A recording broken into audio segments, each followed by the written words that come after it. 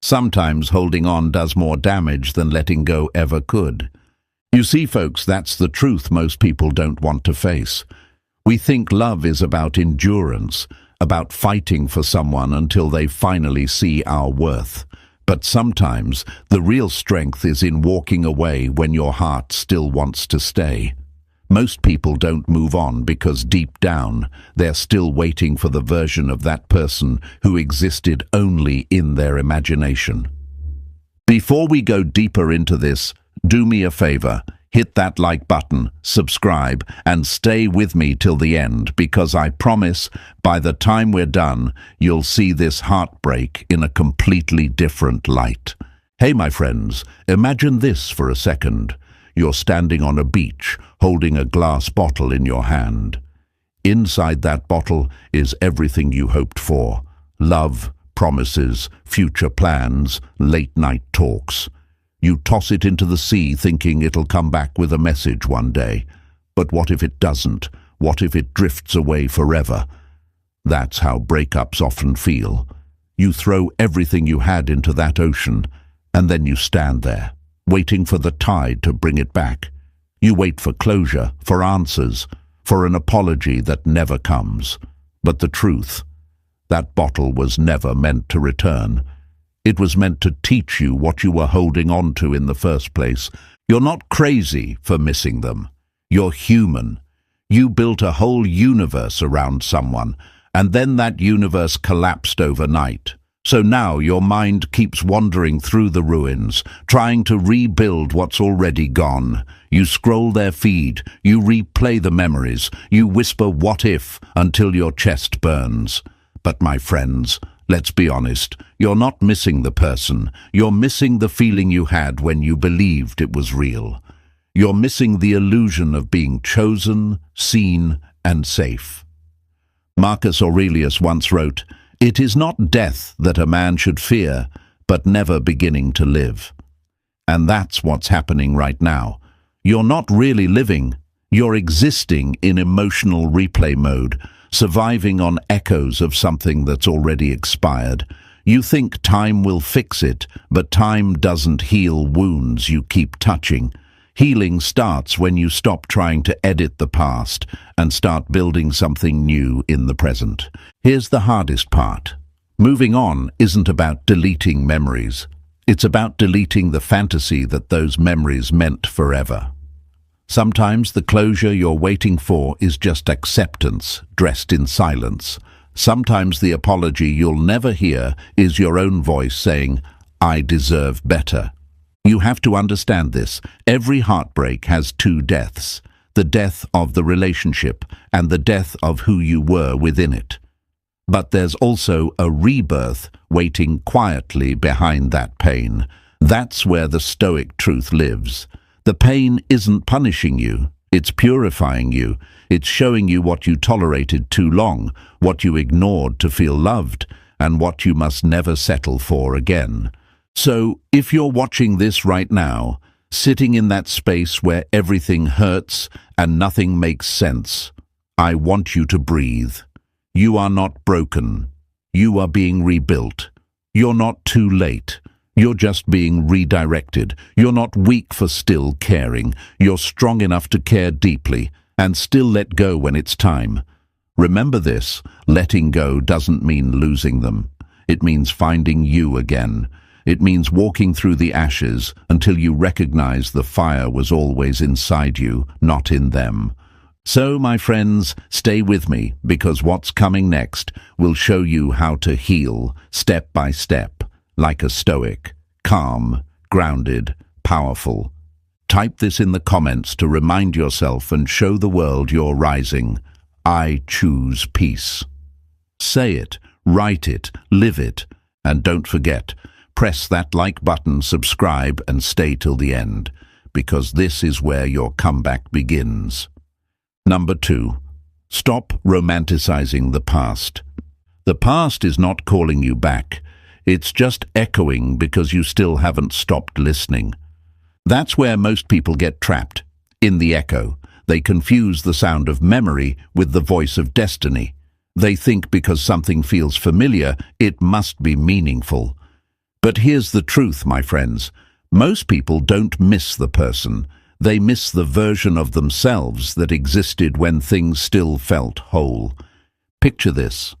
You're sitting in a dark theater long after the movie has ended. The lights are dim, the credits have rolled, and everyone else has left. But you're still sitting there, staring at the empty screen, waiting for one more scene, one more twist, one more reason to stay. That's what romanticizing the past looks like. The show is over, but you keep replaying it in your head, hoping the ending will change this time. They tell themselves stories like, "It wasn't that bad," or "Maybe they'll come back different," or "I'll never find that kind of love again." But that's not truth. That's nostalgia, dressed as logic. That's the mind choosing fantasy over reality, because reality hurts more. Their brain has turned into an editor, cutting out all the scenes where they cried, where they begged, where they were disrespected, and leaving only the highlight reel. The smiles, the laughter, the fireworks. The problem is, the movie they're rewatching isn't real anymore. It's been rewritten by longing. The Stoics warned about this. Seneca said, "We suffer more often in imagination than in reality." That's exactly what's happening when they romanticize the past. They suffer from what they imagine it could have been, not what it actually was. The danger is, the more they replay it, the deeper that illusion roots itself. The past becomes a prison made of golden memories, and they become their own warden. They might tell themselves, "But I can't help it. The good times felt so real." And that's true. The good times were real, but so were the lies, the distance, the moments when their guts screamed, "Something's off," and they silenced it because they didn't want to lose what they hoped for. See, we don't fall in love with people. We fall in love with the story our mind writes about them. We fall in love with the version of them that fits our dream. And when the dream collapses, we don't know how to let go of the script. That's why they stay stuck, because they're not fighting the person, they're fighting the fantasy. They're chasing a ghost version of the relationship that only exists in memory. The mind keeps whispering, "But they changed. They smiled at me once. Maybe it could still work." And the heart, desperate for peace, believes it. But what if that memory isn't a promise? What if it's just a postcard from a place that doesn't exist anymore? They need to understand this. They're not in love with them anymore. They're in love with the hope they once felt. They're in love with how it felt to be needed, to be seen, to be chosen, even if it was temporary. And that's okay. There's no shame in that. It means their heart was open. But that doesn't mean they have to stay trapped in that dream forever. Here's a thought. Maybe they keep romanticizing because pain makes the past look safer than the future. It's easier to replay what they lost than to face what they haven't yet built. The mind says, "At least I knew how that story ended," while the future feels like blank pages. But that's where freedom hides, in the unknown. The past can only repeat itself. The future can redefine them. Marcus Aurelius once wrote, "Time is like a river made up of the events which happen, and a violent stream. For as soon as a thing has been seen, it is carried away." Nothing in life stays still. Not people, not feelings, not moments. Trying to hold on to the past is like trying to grab water with your fists. The tighter you squeeze, the less you hold. Romanticizing the past is a way of avoiding truth, because the truth says it wasn't perfect. The truth says you gave more than you received. The truth says you saw the red flags and hoped they'd turn green. But here's the thing. Truth doesn't hurt you. Illusion does. The moment they stop glamorizing what broke them, healing begins. Let's be real. If that relationship was meant for them, they wouldn't be here searching for closure in a YouTube video. If it was truly aligned, it wouldn't have ended. The universe doesn't take away what's right. It removes what's blocking what's next. They didn't lose the one. They lost the lesson. And that lesson will keep repeating itself until they finally stop painting broken glass gold. So ask yourself, my friends, are they in love with who that person was or who they imagined them to be? Are they missing the reality or the potential? Because potential can't hold you at night. Promises don't keep you warm. The fantasy doesn't text back. And no amount of daydreaming can turn history into destiny. When they stop romanticizing the past, they'll see it clearly for the first time, not as the love of their life, but as the teacher that shaped their next chapter. And that shift changes everything. They'll stop asking, "Why did this happen to me?" and start asking, "What did this teach me?" That's when the pain starts to lose its power. That's when the past stops haunting and starts humbling. They realize that nostalgia is just the mind's way of resisting growth, because the moment they accept that what's gone is gone, the present becomes powerful again. So if they're still caught replaying the good moments, tell them this: memories are meant to be visited, not lived in. You can't walk forward looking through the rearview mirror. The more they stare backward, the more they'll miss the turn that leads to peace. So let's make this real. Type this in the comments to remind yourself and to show the world that you're done worshipping what once was. I release the fantasy. Say it like a declaration, not a wish. Say it because you're ready to stop looking at the ashes and start building from the fire that remains. And stay with me, because in the next part, we'll talk about how to break the emotional addiction that keeps pulling them back into that loop, even when they know it's over. Number 3. Break the emotional addiction. You're not obsessed with them. You're addicted to the chemicals they made you feel. That's the part most people never see coming. They think they're stuck because they miss the person, but what they're really missing is the rush of being wanted. The surge of dopamine every time that text came through, the high of their voice saying your name. And when it's gone, your brain panics, not because it lost love, but because it lost its drug. Imagine a candle that's been burning for too long. The flame starts to eat its own wax. That's what heartbreak does when you don't break the emotional loop. It feeds on itself. The memories, the photos, the messages, the songs, all of it keeps lighting the same flame, keeping you trapped in a cycle of withdrawal. You tell yourself you're just checking in or just curious, but deep down, you know it's the same reason an addict looks for one last hit, hoping the high will feel the same again. But my friends, here's the truth. They won't feel the same again. Not because you didn't matter, but because the story changed. Every time you stalk their profile, replay the moments, or wonder who they're with now, you strengthen the chain that keeps you tied to their ghost. You keep reopening a wound that's trying to close. You might ask, but why does it feel impossible to stop? Because heartbreak isn't just emotional, it's biological. Studies have shown that losing love activates the same brain regions as physical withdrawal from drugs. Your mind starts craving the person who made you feel alive, even if they also made you feel broken. And that's why healing feels confusing. You're not just missing someone, you're detoxing from them. That's why silence feels unbearable at first. It's like turning off the music after a loud concert. The quiet feels wrong. You start to fill it with noise, checking their posts, asking friends, replaying memories. But what if you could learn to stand in that silence long enough to hear something new, your own peace returning?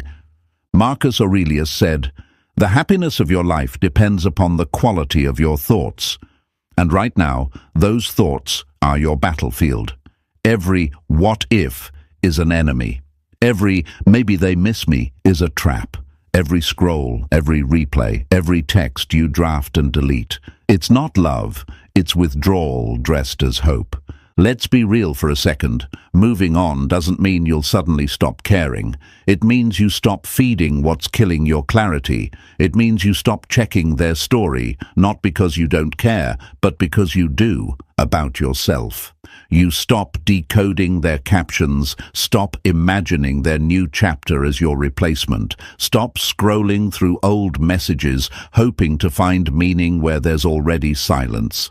It's not easy. The brain keeps whispering, just one more look, just one more message, just one more memory, but each one more sets you back another mile. The Stoics would tell you, discipline isn't about punishment, it's about protection. Every time you choose to stay away, you're protecting your peace. Every time you resist the urge to check their feed, you're telling your nervous system, we're safe now. We don't need that hit anymore. It's going to hurt, yes, because detox hurts. But pain isn't punishment. It's proof you're healing. It's your mind rewiring itself to function without constant emotional chaos. And that takes time. It takes silence. It takes moments where you'll want to reach out, and instead, you breathe through it. Think of your emotions like waves. You can't stop them, but you can learn to surf without drowning. You ride them out. You let them rise, crash and fall, until one day the water gets calm again. They might say, but what if I can't stop thinking about them? Then don't fight the thought. Redirect it. Every time the mind drifts back to them, bring it back to something that rebuilds you. Work out, write, learn, create, move, replace reaction with redirection. Because energy doesn't disappear, it transforms. What once fueled obsession can fuel evolution. Epictetus said, "No man is free who is not master of himself." This is where that mastery begins, in breaking the habit of emotional dependency. The same energy they once gave to chasing, wondering, replaying, that energy is sacred fuel.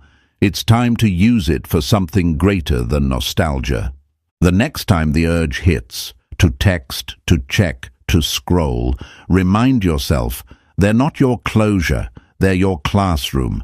They came to teach you how strong you can be when your heart wants to run back to comfort and you choose clarity instead.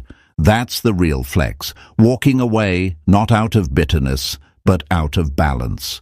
Because you finally understand that peace is more valuable than validation. So here's what I want you to write in the comments. Show them, show yourself, show the world around you that you're done being addicted to pain. I'm detoxing my peace. Say it like you mean it. Say it like you've decided to stop letting your emotions run your life. And stay with me, because next, we're going to destroy the biggest lie heartbreak teaches you, that it was all your fault. What comes next will free you even deeper. Number 4, kill the narrative that it was all their fault. You are not the villain in the story. They just made you believe you were. That's the trap heartbreak sets. It whispers, it ended because you weren't enough. And you start believing it. You replay every conversation, every text, every argument like a detective searching for the moment it all went wrong. You think, if I'd said this differently, maybe they'd still be here. But that's not truth. That's guilt disguised as logic. My friends, guilt is heavy because it's sticky. It clings to everything. You start apologizing to memories. You start explaining yourself to ghosts. You carry the weight of both hearts, as if you were the only one responsible for why it broke. But that's not healing. That's self-punishment. Imagine this. They're walking through a hallway full of mirrors, and every reflection shows a distorted version of them. One mirror makes them look too small, another too flawed, another too unworthy. That's what heartbreak does. It distorts their reflection. They stop seeing the person they are and start seeing the person they think they failed to be. But here's the truth. They didn't break the relationship alone. Relationships end because of mismatch, misalignment, timing, emotional maturity, communication gaps. Hundreds of tiny cracks, not one fatal blow. Yet after it's over, they only look at the cracks they made, never the ones the other person refused to fix. Marcus Aurelius said, "If someone does wrong, it is because they do not know what is right." And that's what they have to understand. Sometimes people hurt you not because you deserved it, but because that's the limit of their awareness. They loved you from the level they could reach, and when you outgrew that level, the bond snapped. That's not failure. That's evolution. They might say, "But I should have seen it coming." Maybe they did, and they hoped love could fix it. That doesn't make them foolish. It makes them human. It means they believed in potential, a dangerous but beautiful thing. They believed people could change. They believed effort could rewrite fate. And there's no shame in that. The only mistake is believing it was all their fault when both souls had lessons to learn. Let's break a hard truth. Taking responsibility doesn't mean taking all the blame. They can say, "I could have communicated better," without saying, "It's all my fault." They can admit, "I ignored red flags," without saying, "I deserve to be hurt." Accountability and self-blame aren't the same. One heals, the other imprisons. They have to stop romanticizing their mistakes. Stop saying, "I ruined everything," and start saying, "I learned something." Because every wrong thing they said or did came from a version of themselves that was trying to love the best they could with the tools they had. They're wiser now because of it. That's growth, not guilt. Here's something the Stoics understood deeply. We don't control outcomes, only effort. You can give your heart, your honesty, your best intentions, and still lose someone. That doesn't make you a failure. It means life was trying to redirect you towards someone or something more aligned with who you're becoming. Think about this. When an arrow misses its mark, the archer doesn't break the bow. He adjusts his aim. He studies the wind. He learns from the miss. That's what this is. They're learning. Every heartbreak is just emotional archery. The lesson isn't that they missed. It's that they can shoot again, wiser, stronger, calmer. They've got to stop asking, "Why wasn't I enough?" and start asking, "Enough for what?" Enough for someone who didn't see them? Enough for someone who wasn't ready to receive love in the same depth they gave it? They were never too much. They were just too deep for shallow waters. And maybe that's why they're hurting. Because they keep expecting closure from someone who was never capable of giving it. Waiting for an apology from someone who can't see beyond their own reflection is like waiting for the ocean to say sorry for the waves. It's never coming. And that's okay. They don't need it. You see, healing isn't about proving who was right or wrong. It's about freeing yourself from the story entirely. Because even if they were perfect, they still wouldn't be right for the wrong person. And even if they were flawed, the right person would still find peace in their presence. That's how love works. It's alignment, not arithmetic. So when they sit there blaming themselves, I want them to remember this. No one leaves a relationship alone. Both hearts play a part. But not every heart grows at the same pace. Some people leave because they're done learning. Others stay because they still have something to teach. Either way, it's not their fault. It's just the nature of growth. Sometimes it happens together, sometimes apart. The Stoic lesson here: detach from guilt, not from gratitude. Be grateful that they cared enough to try. Be grateful they felt enough to hurt. Be grateful they loved enough to learn. Then let it go. Because holding on to guilt is like drinking poison, hoping it'll make the other person healthy. It only weakens you. It turns strength into shame. But forgiveness, especially forgiveness toward yourself, is liberation.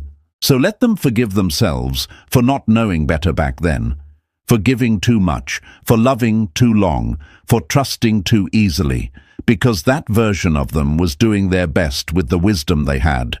Say it with me right now. Type it in the comments and claim it as your truth. I release the guilt. Write it to remind yourself that you're not defined by your mistakes. You're refined by them. And stay with me, my friends, because in the next part, we'll talk about the moment they finally stop waiting for closure and start creating it for themselves. The turning point where pain stops being their prison and starts becoming their power. Number 5. Create your own closure. Waiting for them to give you peace is like standing in the rain, hoping the storm apologizes. That's where most people lose themselves after a breakup. They wait. They wait for a text that says, "I'm sorry." They wait for a conversation that finally makes sense. They wait for an ending that ties everything neatly into a bow. But life isn't a movie, my friends. In real life, closure doesn't arrive in a perfect scene. Sometimes the one who hurt you never looks back, never explains, never owns what they did. And that silence, that unfinished story, is what breaks people the most. But here's the hard truth. Closure was never their job. It was yours. Because closure isn't what they give you, it's what you decide to give yourself. You don't heal when they text you, you heal when you stop needing them to. Imagine this. You're holding a door open for someone who already walked out. The wind's blowing, your arms shaking, and you're still standing there thinking, maybe they'll come back. But the longer you keep that door open, the colder it gets inside. That's what waiting for closure does. It keeps you freezing in a doorway that leads nowhere. At some point, you have to close it, not out of anger, but out of mercy. Mercy for your own peace. You might say, but they owe me an explanation. Maybe they do. But what if they never give it? What if they can't? What if they're too caught up in their own story to see the damage they caused in yours? You'd stay trapped in a loop, waiting for justice in a place where accountability doesn't live. Stoicism teaches this. We cannot control what others do, only how we respond.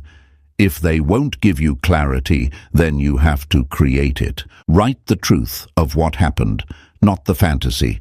Write what you felt, what you learned, and what you'll no longer accept. Then close the book. That's not pretending it didn't matter. It's deciding it won't control you anymore. You're not erasing the past. You're reinterpreting it with wisdom. Marcus Aurelius said, "You have power over your mind, not outside events." Realize this, and you will find strength. The closure you're chasing lives inside that realization. You'll never find peace in the person who broke your peace. It begins the day you stop giving them that power. You can make it physical too. Burn the letters, delete the photos, block their number, not to be petty, but to protect your sanity. Take the memories out of your room, out of your phone, out of reach. Because every reminder is a doorway back into emotional chaos. Remove it. Ritualize it. Turn the end into an act of healing. The Stoics believed in symbolic detachment. They didn't just think their way out of pain. They acted it out with meaning. Write them a letter. Say everything you wish you could say, but don't send it. Burn it. Watch the smoke rise and imagine your attachment rising with it. That's not weakness. That's purification. That's how you tell your nervous system, this chapter ends here. Here's something no one tells you. You don't need closure from a liar to tell the truth. You don't need closure from a betrayer to be loyal to yourself. You don't need closure from silence to find peace in your voice. The idea that you need them to make things right is an illusion your pain created to avoid the truth that you can do it alone. You might be afraid that closing the chapter means forgetting them forever. But closure isn't forgetting. It's remembering differently. It's being able to think about them without falling apart. It's realizing you can revisit the past without reopening the wound. That's when you know you've healed. Not when you've erased them, but when they no longer define your story. And yes, it's difficult, because closure requires acceptance, and acceptance feels like surrender. You'll fight it. You'll think, if I accept it, it means they win. But that's another lie your ego tells you to keep you attached. The real win isn't revenge, it's release. They don't lose when you let go. You win when you stop needing the pain to prove your worth. Think about this. Storms don't stop because we scream at the clouds. They stop when they're ready, and when they do, the air clears. Closure is the same. It's not something you chase, it's something you allow. You stop resisting reality, and suddenly peace begins to find its way back to you. You have to remember, waiting for closure is still waiting for them, but creating closure is choosing you. It's looking in the mirror and saying, I'm done explaining my pain to people who caused it. It's walking away with your dignity intact. This is the moment where healing truly begins. When you close that door, not in bitterness, but in power. When you take that energy that was once spent on hoping they'd understand, and you invest it into understanding yourself. When you realize that your story doesn't end with their goodbye, it begins there. So if you're standing in that emotional doorway tonight, hand on the handle, heart still hoping they'll come back, let this be the moment you close it. Not because you hate them, but because you finally love yourself enough to stop waiting. Type this in the comments and let it be your declaration to the universe. I close the door. Say it as a promise to yourself, to your future, to your peace. Because what's coming next is stronger, calmer, clearer.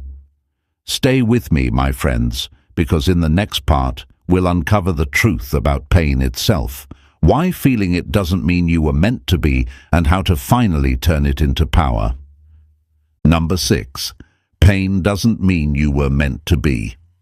Just because it hurts doesn't mean it was love. It means you felt deeply. That's where so many people get lost after a breakup. They mistake pain for proof. They tell themselves, if it hurts this much, it must have been real. It must have been destiny.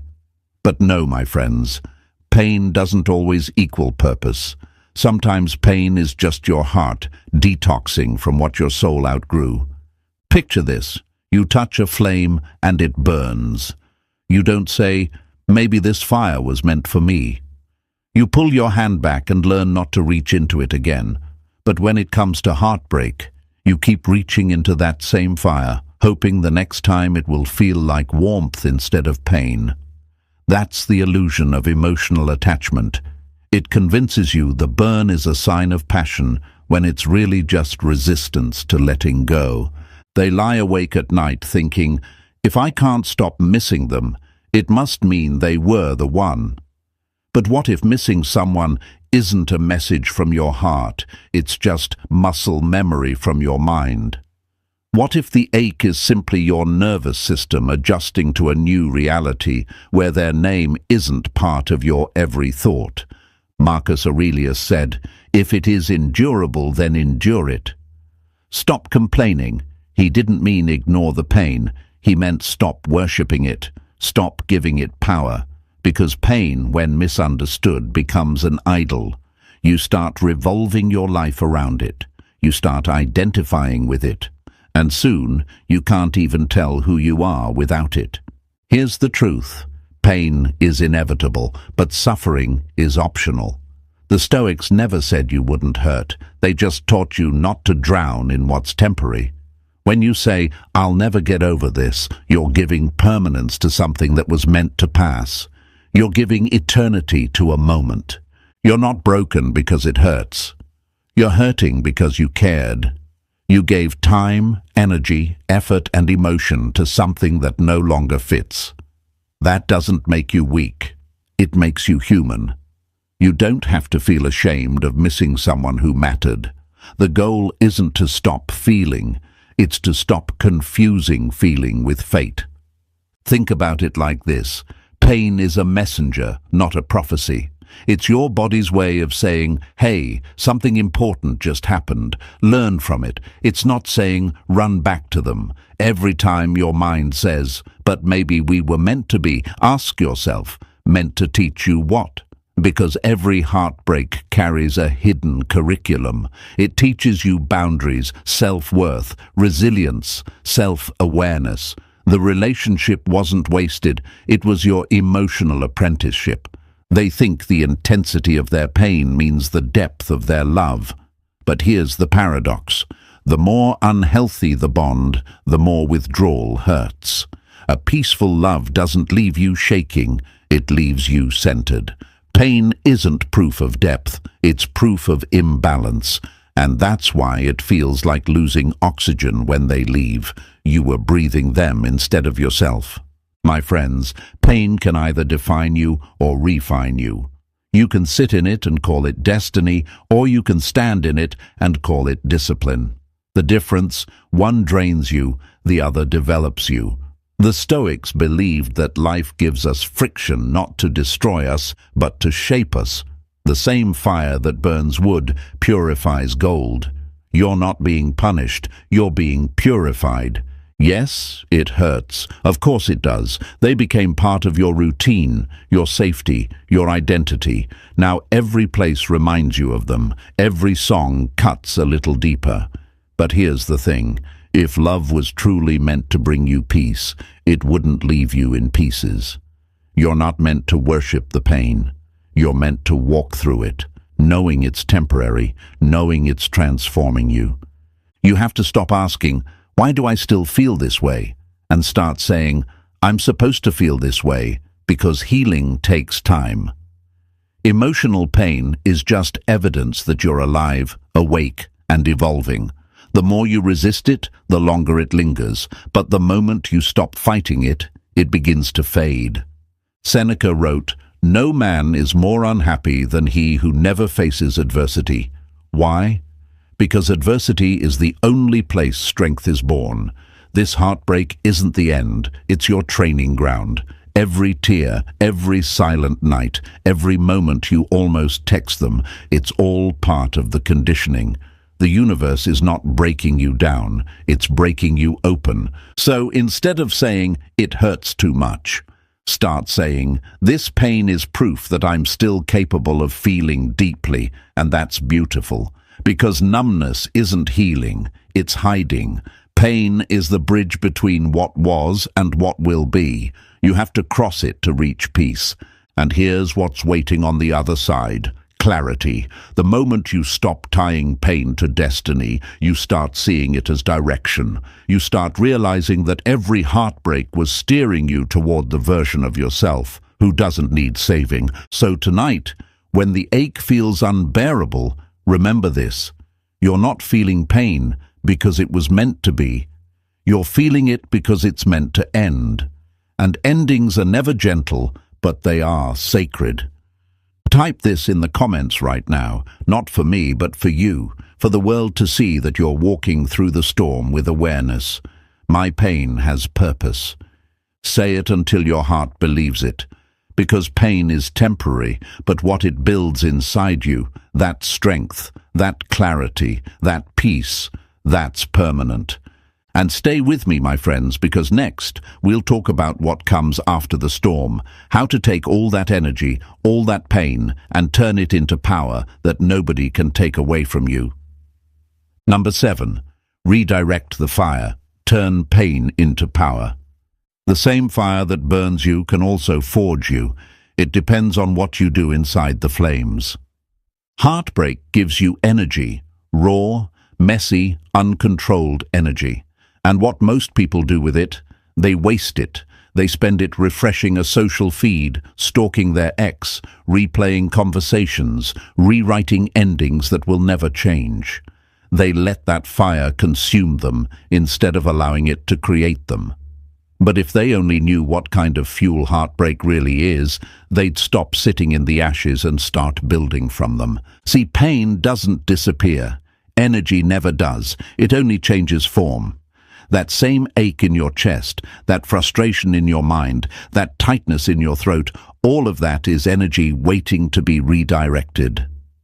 Marcus Aurelius said, "The impediment to action advances action. What stands in the way becomes the way." That's what this is about. The breakup didn't block you. It gave you a new path, even if it's covered in smoke right now. Imagine this. You're standing in a room filled with candles. One by one, they start going out. Each flame that dies represents a plan that failed, a dream that ended, a promise that broke. Soon, the whole room is dark. Most people sit down and cry, but not you. You take the last spark still burning, and you use it to light a torch. You don't mourn the candles.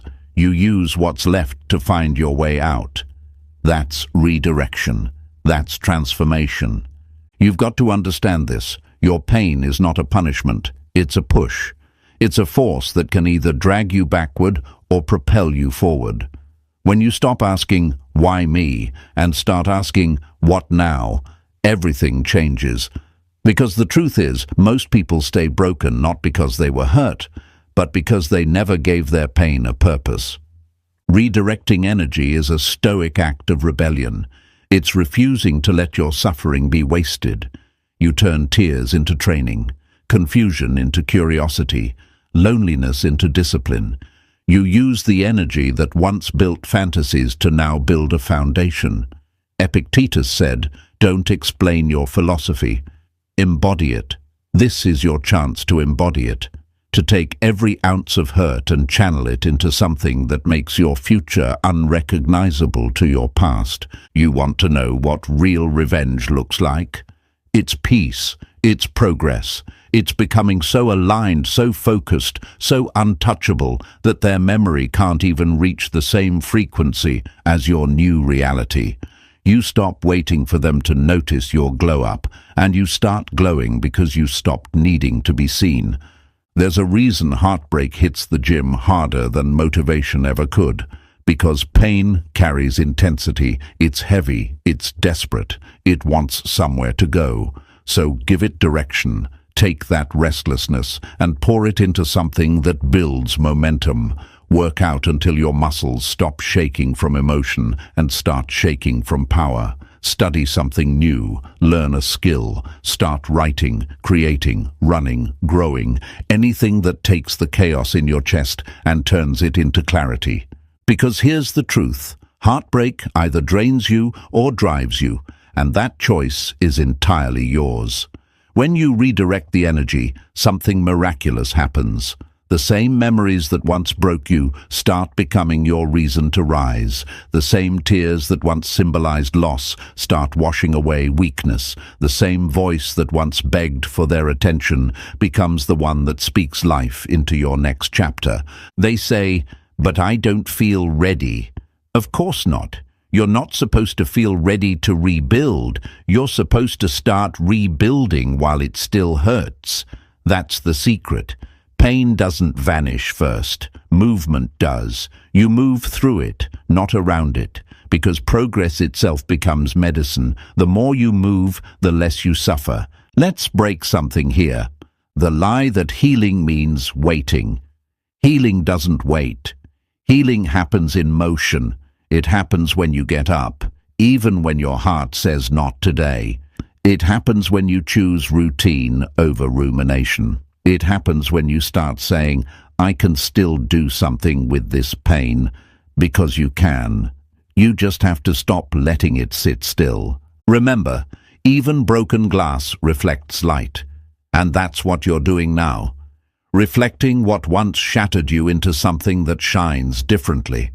Redirecting the fire isn't about pretending you're fine. It's about channeling the flames so they stop burning and start building. Every step forward, every decision to improve, every act of self-care is you reclaiming control of the fire. You are no longer the victim of the blaze. You're the blacksmith, forging your next version. And maybe one day you'll look back and realize that this heartbreak was never destruction. It was construction. It stripped away who you were, not so you could become who you were meant to be. So, my friends, let me ask you, what will you do with this fire? Will you let it scorch your soul, or will you use it to light your way forward? Because if you choose to move, if you choose to build, if you choose to rise, the fire becomes your ally, not your enemy. Write this in the comments below. and let the world see that you've decided to rise above the ashes. I turn pain into power. Say it loud. Say it like you mean it. Say it like the fire inside you finally found direction. And stay with me, because what comes next is the final transformation. The point where you stop waiting for the perfect moment to heal and start realizing that you were already becoming the healed version all along. Number 8. Stop waiting to feel ready. Act from the new you now. You don't heal by waiting. You heal by moving while it still hurts. That's where most people stay stuck. They wait for the day when the pain stops, when they wake up and magically feel free. But that day doesn't come. Not because healing isn't real, but because healing doesn't arrive on a schedule. It arrives the moment you stop waiting for the perfect feeling and start acting from the version of you that pain was trying to build. You see, most of them want to feel ready before they take that first step. But readiness is a trap. It's just fear dressed in logic. They say, I'll start working on myself when I feel better, or I'll open my heart again when I'm healed, or I'll move forward when I know I won't fall. But life doesn't wait for you to stop trembling. Life moves for those who walk with the trembling. Imagine this, a warrior standing at the edge of a battlefield, sword in hand, heart pounding. The enemy isn't out there, it's within. It's doubt, hesitation, memory, pain. And the warrior waits for courage to arrive. But courage never shows up before the battle. It's